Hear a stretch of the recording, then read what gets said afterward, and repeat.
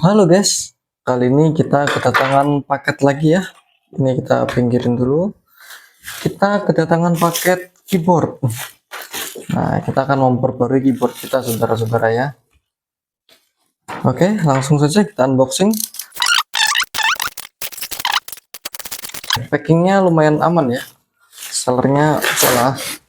Oke, masih ada kardusnya dan di dalamnya ini kita ada keyboardnya. Ada apa nih? Imperion Born to Conquer, terlahir untuk menaklukkan. Wih, keren. Sekarang kita buka keyboardnya, Imperion.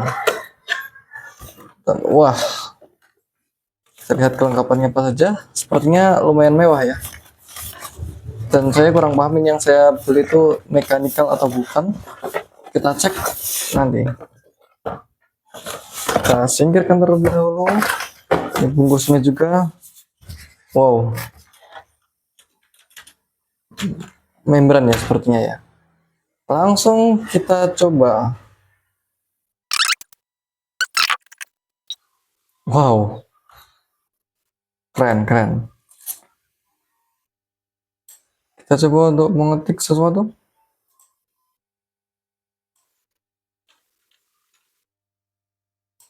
Oke, normal.